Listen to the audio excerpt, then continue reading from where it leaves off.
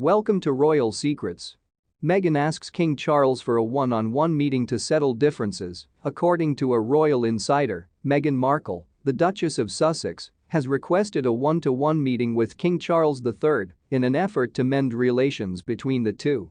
According to a recent YouTube video by US-based entertainment and royals writer Neil Sean, Meghan requested a private meeting with the future monarch before departing for California. Sean claimed to have learned this information from a very reliable source, adding that Meghan most likely requested the alone meeting because Harry is known to be hot-headed and prone to quarrels with his father. He explained that it would be a chance to clear the air, sort out the right from wrongs, and lay out some of the thinking behind what they've been doing for the previous 2 years. Whatever your opinion, you have to respect Meghan's confidence at this point. Sean thinks that the subject of their conversation, which hasn't been revealed yet, might either be related to their current status within the royal family or possibly a way to settle their disputes. Sean stated that a letter requesting King's attendance is required. He explained, according to that reliable source, this request was made in a proper letter. This is how you write to the king, through his equerry, and then, of course, it's passed on, etc. He continued, basically, based on this letter, she feels it would be an opportunity to set the record straight, separate the good from the bad, and explain some of the rationales behind what they've been doing over the previous 2 years. During the 10-day period of mourning for the Queen, which ended on Monday, Prince Harry and Meghan have been residing in Frogmore Cottage, their former home in the UK. On September 3, both travelers arrived in the UK for a number of charitable events. To secure the crown and Prince George, King Charles was advised to work out the line of succession. After King Charles III assumed the throne on September 8, the line of succession was altered.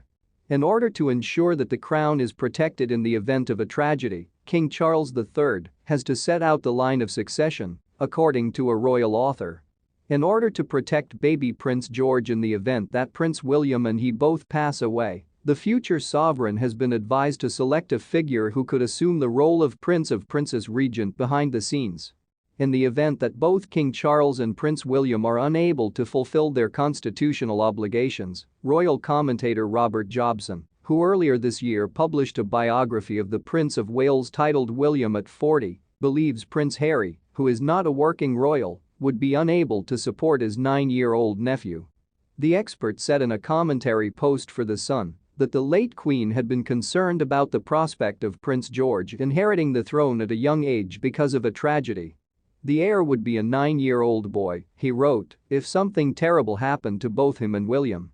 Until George reached adulthood, a prince or princess regent would be required. Following the passing of Queen Elizabeth II and the ascension of Charles, the longest-reigning Prince of Wales in British history, to the throne on September 8, the line of succession was altered.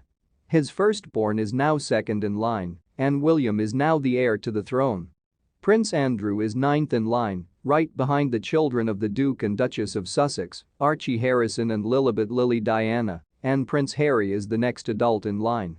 The 13th and 16th working members of the firm are Prince Edward and Princess Anne, who are also in line for the throne. Prince William also received the title of Duke of Cornwall upon Charles's ascension to the throne, but he kept the title of Duke of Cambridge that the Queen had given him on his wedding day in 2011. King Charles made the announcement that his firstborn son, Prince of Wales, had been born on September 9 during his first speech as monarch. William now holds the Scottish titles that have meant so much to me as my heir, the king declared. He replaces me as Duke of Cornwall and assumes the duties I have held for the Duchy of Cornwall for more than 50 years.